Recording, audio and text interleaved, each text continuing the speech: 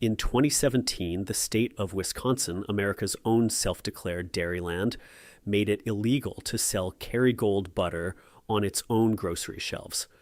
Not because anything was wrong with the butter itself. Because of a 1953 law almost nobody remembered existed until someone in a state office finally decided to enforce it. We bought butter from 12 of the biggest grocery chains in America, checked what's actually behind the label at each one, and found that almost all of it, no matter which name is printed on the wrapper, traces back to one of a small handful of dairy cooperatives most shoppers have never heard of, let alone seen advertised on a stick of butter. What butter legally has to be butter feels like the simplest product in the entire dairy case. Cream, churned, done. It's been sitting in the same corner of the refrigerator section for as long as any of us have been alive. And it's easy to assume a product that basic couldn't possibly have much of a story behind it. And in one specific, narrow sense, that simplicity is actually written directly into federal law, going back further than almost any other food category this ongoing series has covered. But the story behind 12 store brands and the one popular import brand that got banned in an entire state over a decades-old grading requirement that had nothing to do with safety is a lot stranger than a stick of butter looks sitting quietly in your fridge door. We pulled the actual federal standard, the ownership behind 12 major store butter programs, and the documented legal history tied to this exact product category, and ranked the findings from most concerning to genuinely transparent. Every claim in this video comes from an actual federal regulation, a company's own sourcing statement, or a court record, not a guess and not an assumption. Let's get into it. The federal standard behind every single stick.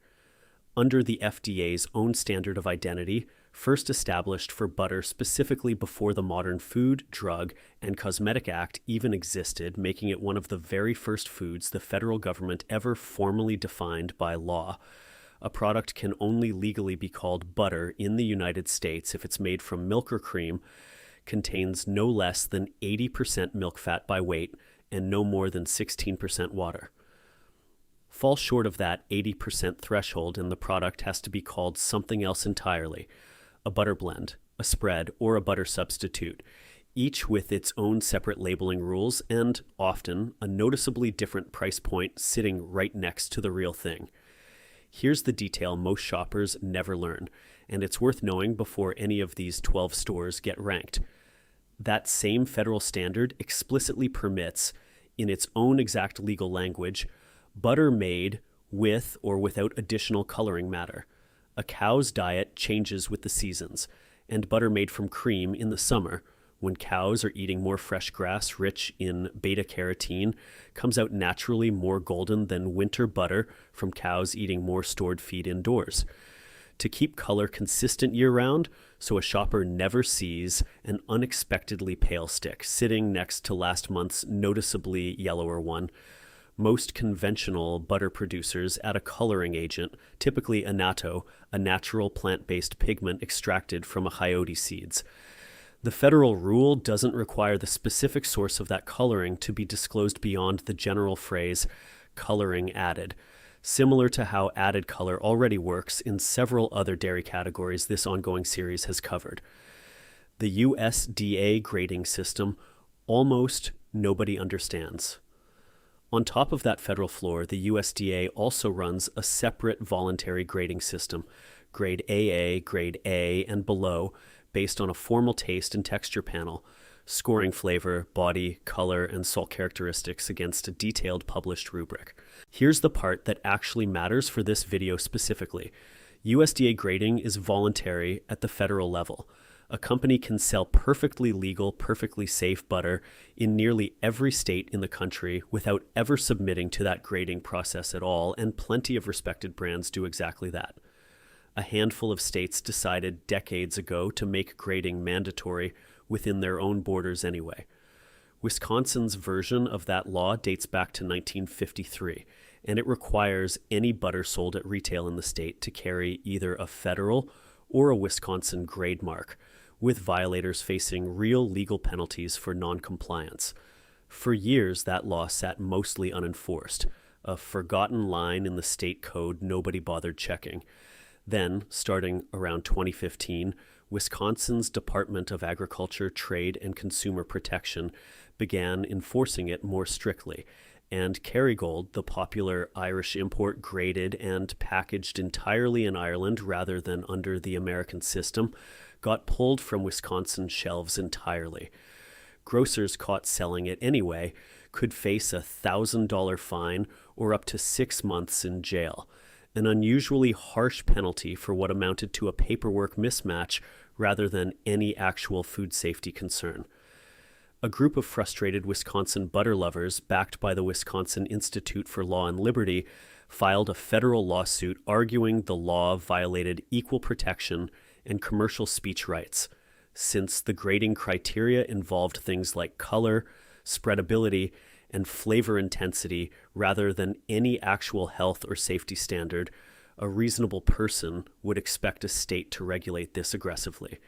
Some Wisconsin residents reportedly started driving across state lines into Illinois or Minnesota just to bring butter back home for personal use,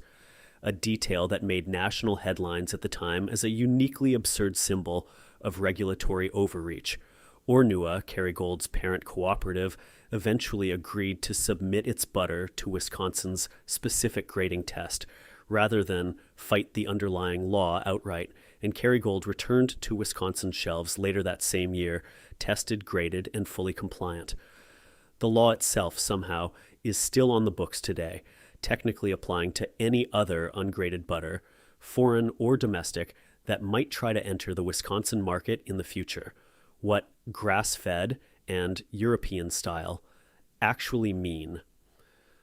Two more phrases are worth understanding before we get into the 12 stores themselves, since both show up constantly across this category, and neither one means quite what the marketing implies. Grass-fed, unlike some other agricultural labeling terms this series has covered, does have a real, if fairly loose, USDA definition behind it when a producer chooses to use it,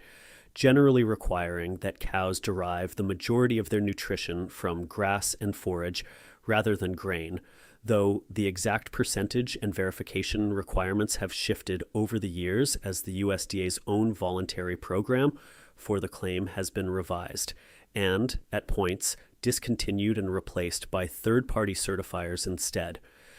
European style is a different animal entirely, and it isn't a location claim at all, whatever the name implies to a shopper standing in the aisle picturing a farm in France. It refers specifically to a higher butterfat content, typically 82 to 85%, rather than the standard 80% floor, along with a culturing process that ferments the cream slightly before churning, producing a tangier, more complex flavor, closer to traditional European production methods. A butter can be manufactured entirely in Wisconsin or California by any of the same cooperatives already covered in this video and legally call itself European style, so long as the fat content and culturing process match that specific technical definition regardless of where a single ounce of the actual cream came from. Costco doesn't publicly disclose which specific company manufactures Kirkland signature butter. And unlike some other Kirkland products, no single dairy cooperative has ever officially confirmed the relationship on the record. Industry reporting has pointed to a short list of candidates over the years, including Darigold in the Pacific Northwest, Land O'Lakes, and Dairy Farmers of America, the country's single largest dairy cooperative, though Costco's sourcing can also vary by region to keep transportation costs down across a chain with warehouses spread from coast to coast. What is publicly known and independently verifiable is the ingredient list itself. Kirkland Signature's grass-fed butter lists exactly 2 ingredients, pasteurized cream and salt, matching Kerrygold's own ingredient list almost word for word, right down to the exact same 2 items in the exact same order. Independent taste comparisons have found Kirkland's version runs lower in sodium per serving than Land O'Lakes Challenge or Plugra, three of the more recognizable names it's most often compared against directly. The finished product has held up well enough in side-by-side independent testing that Costco's own private label version regularly gets compared directly to the premium import it's most often measured against, rather than dismissed outright as a lesser alternative the way store brands sometimes are by default. There's something fitting about Costco specifically being the one chain in this video where the manufacturer stays a genuine mystery. The company built its entire private label reputation on the idea that the name on the package matters less than what's actually inside it, and Kirkland's signature butter, whichever cooperative happens to be behind it in any given week, seems to be living up to that specific promise, regardless of the uncertainty. Walmart Great Value butter follows the same basic federal standard every other brand in this video has to meet, and Walmart's scale means its butter sourcing almost certainly touches several of the same major cooperatives supplying private label programs across this entire list, simply because there are only so many dairy processors in the country large enough to supply a chain Walmart's size consistently nationwide every single week without ever running short on a single shelf in a single store. Walmart doesn't publish a dedicated standalone sourcing statement specifically for its butter program the way it does for some other grocery categories, which makes it harder to independently verify exactly which cooperative is behind any given package on any given week in any given region of the country. That's not unique to Walmart specifically. It's a pattern that shows up across several large retailers in this comparison. But it is worth naming plainly given how much butter volume moves through Walmart's shelves compared to almost anyone else on this list, week after week, all year round. To Walmart's credit, the same point that applies to its milk program applies here too. A company operating at this scale genuinely does have more leverage to negotiate favorable terms with its dairy suppliers than a smaller regional chain ever could, even if that leverage doesn't come with a detailed public report explaining exactly how it's being used behind the scenes. Kroger's private label butter program includes both its standard Kroger brand and the more premium Simple Truth organic line, and industry trade reporting has identified Land O'Lakes, the country's largest butter-producing cooperative by volume, as a supplier to Kroger's private label dairy program specifically, alongside its own nationally branded product sitting one shelf over in the exact same refrigerated case.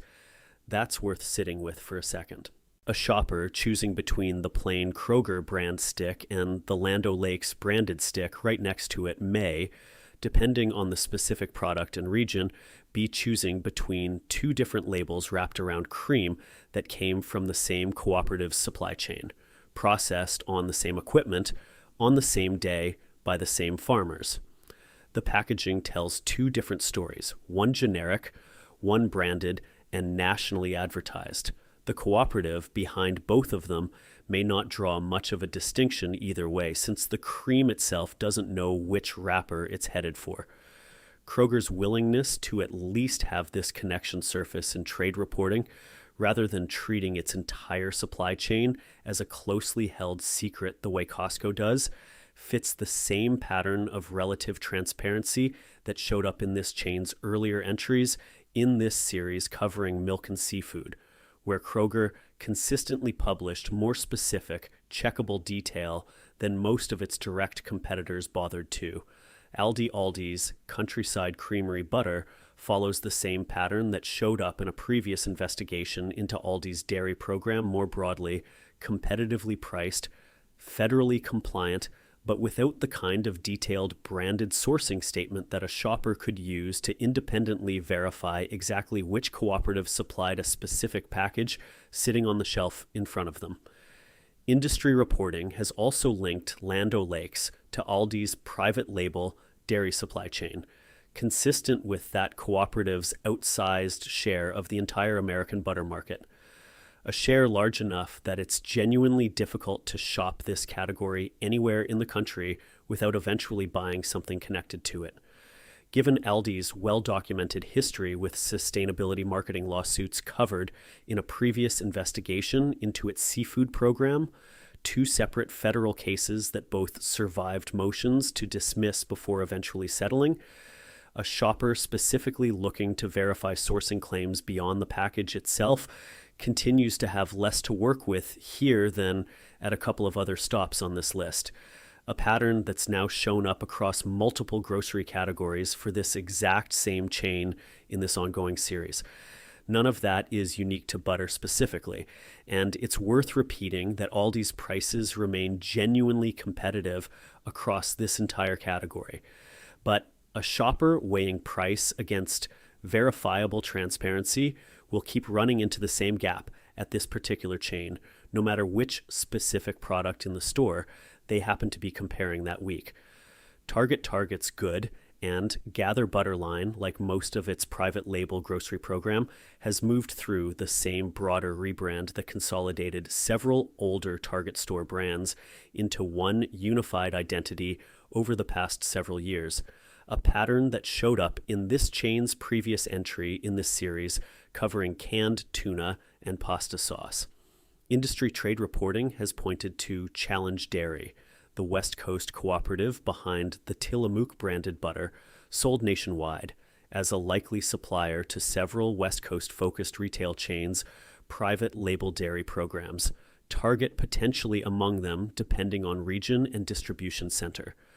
Target doesn't publish a dedicated sourcing statement specifically for its butter program, which makes any single claim harder to verify independently beyond the general pattern that shows up across this entire private label butter category, a small number of large cooperatives supplying a much larger number of retail brand names, all of which meet the same federal floor, regardless of which specific logo ends up printed on the wrapper in your own shopping cart. That general pattern is worth restating plainly one more time here, since Target sits roughly in the middle of this entire 12-store comparison.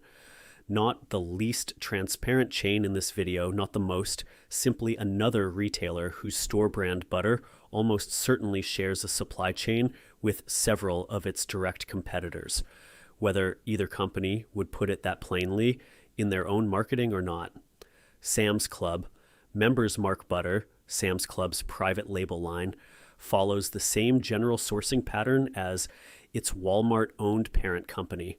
drawing from a similarly large-scale cooperative supply chain, given the volume required to stock warehouse-sized quantities consistently across the country, week after week, without the kind of interruption a bulk shopping membership model simply can't tolerate. Sam's Club's bulk format means a single multi-pack purchase represents a larger share of a household's total butter consumption than the same purchase at a standard grocery store, which makes the underlying sourcing arguably worth a few extra seconds of consideration, given how much of it ends up in a typical member's freezer over the course of several months. Sam's Club doesn't publish a standalone butter sourcing statement any more detailed than what's typical across this comparison, which puts it in the same broad transparency tier as most of the other chains in this video, clearing the federal floor comfortably without offering much beyond that floor in writing for a shopper who wants to actually verify the claim independently rather than take it on faith. That's a fairly common position across this entire warehouse club category specifically, where the pitch to members has always been built around price and bulk value first, with detailed published sourcing statements treated as a secondary concern most members aren't necessarily shopping for in the first place.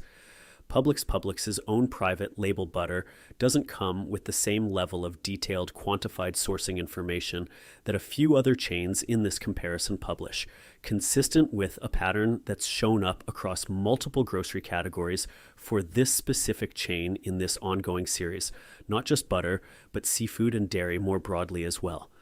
Independent buying guides generally place Publix's private label dairy program in an acceptable middle tier, meeting the federal standard comfortably without either a documented controversy or a detailed published sourcing report to point to specifically in either direction. In practice, that leaves Publix shoppers relying more on the chain's broad regional reputation for quality and customer service than on any independently checkable sourcing standard specific to its butter program, which isn't necessarily a red flag on its own. Plenty of well-regarded regional chains operate exactly this way without a single documented incident, but is a real measurable gap compared to the handful of chains in this video that put actual sourcing details in writing every year for anyone who wants to go verify them directly. Publix's reputation, built primarily on customer service and store experience rather than published supply chain data, has served the company well for decades, which may be exactly why there's been little external pressure pushing it toward the kind of detailed reporting a couple of its larger, more heavily scrutinized competitors have started publishing instead. Trader Joe's Joe's private label butter follows the chain's broader pattern of tightly controlled, relatively simple sourcing across its entire private label program, and industry trade reporting has specifically named Land O'Lakes as a private label supplier to Trader Joe's dairy program, the same outsized cooperative that shows up repeatedly across this entire comparison, regardless of which retail brand name ends up on the actual package sitting in a shopper's cart. Trader Joe's doesn't publish detailed quantified sourcing reports the way a couple of other chains in this video do, but it also doesn't carry any dairy-specific lawsuit or recall showing up in the reporting behind this investigation, consistent with the same clean, if quiet, track record that showed up in this chain's previous entries in this series covering milk and seafood. A company that stays out of the headlines isn't automatically the same thing as a company publishing detailed proof. But at Trader Joe's specifically, that quiet pattern has held steady across 3 completely different grocery categories now. Whole Foods. Market. Whole Foods requires its private label suppliers to meet standards that go beyond the federal 80% milk fat floor, and industry trade reporting has connected Challenge Dairy, the cooperative behind the Tillamook brand, to Whole Foods West Coast private label dairy supply chain specifically, consistent with the pattern of higher, independently verified standards that showed up in this chain's previous investigations into both its milk and its seafood programs, covered earlier in this series. Consistent with that same pattern, Whole Foods tends to set a more rigorous standard among the 12 chains in this comparison,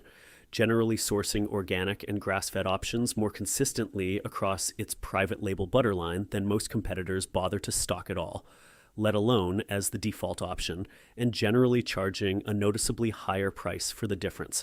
The same honest trade-off that's shown up in nearly every single category this ongoing series has covered so far, from salmon to milk to now butter.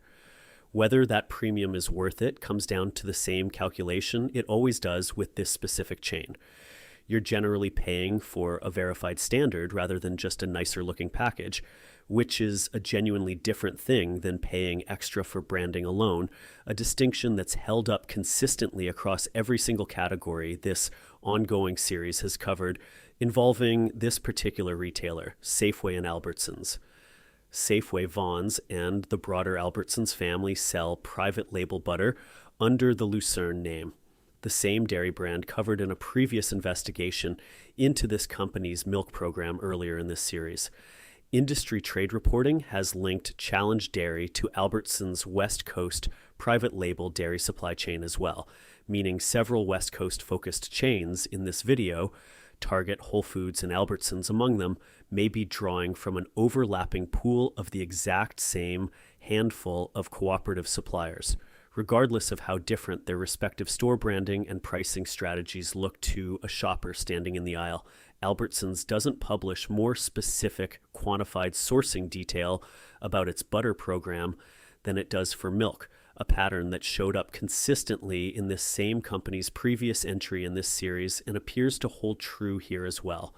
leaving a shopper with less independently verifiable detail to work with than at a few other stops on this list, despite the brand's decades-long presence in the dairy case. Sprouts Farmers Market. Sprouts stocks a notably wide selection of organic, grass-fed, and European-style butter options alongside its conventional private label line, consistent with the wellness-oriented positioning and broader supplier documentation requirements covered in this chain's previous entries in this series on milk and seafood. That breadth gives shoppers specifically looking for a less conventional butter option genuinely more choice at Sprouts than at most of the other chains in this comparison, whether that means a cultured European-style stick, a grass-fed option, or a straightforward organic conventional one, all sitting in the same dairy case. As with milk and seafood, that variety does mean the specific standard behind any individual package of butter varies more from product to product at Sprouts than at a chain running one single uniform private label formula across its entire dairy case, which puts a bit more responsibility on the shopper to actually read each specific package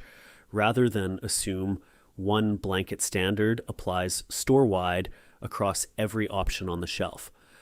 That trade-off, more choice paired with more individual responsibility to actually check each label, has been the consistent Sprouts pattern across every single category this series has looked at so far, and butter is no exception to that general rule. HEB's own private label butter is sourced primarily through relationships within Texas and the surrounding region, consistent with the shorter, more regional supply chain covered in this chain's previous entries in this series on milk and seafood. That regional footprint means HEB doesn't publish the same scale of nationally reported sourcing data that a chain the size of Kroger or Walmart does,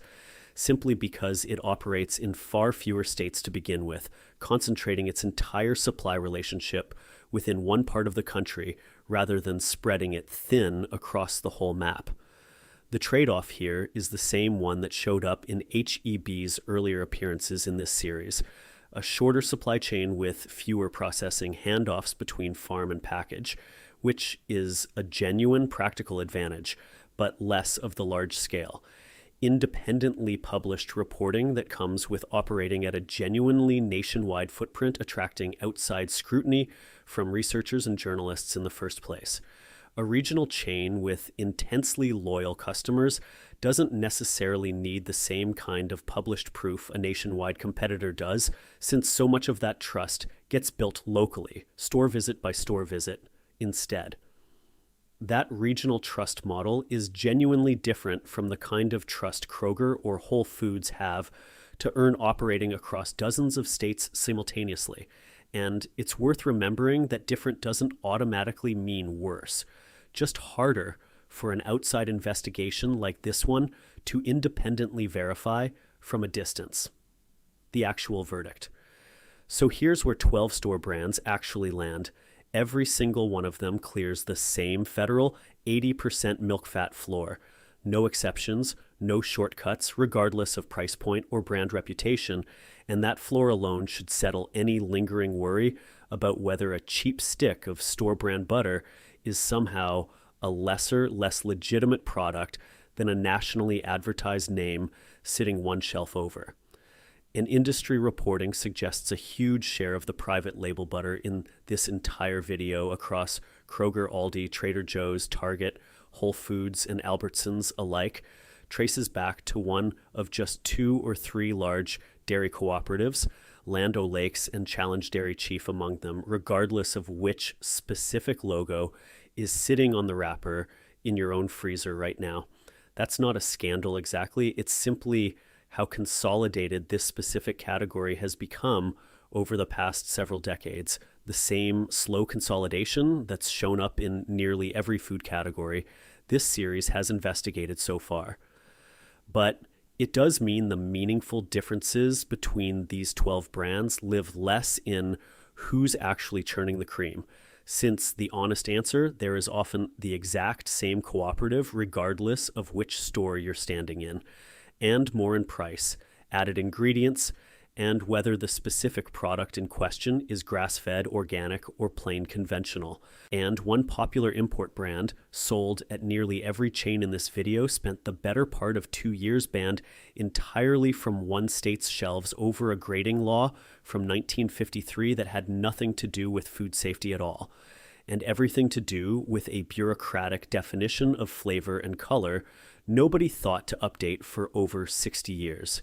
None of this means any specific stick of butter in your fridge right now is somehow lesser than another sitting one shelf over at a different store. It means the word butter itself is doing more legal and regulatory work than the simple 2 or 3 ingredient product sitting in your fridge door would ever suggest on its own. And the next time you're standing in the dairy aisle comparing a plain store brand to a nationally advertised name charging twice as much for what looks like the exact same stick, there's a real chance you're comparing 2 different wrappers folded around the exact same cream from the exact same farmers, processed at the exact same plant.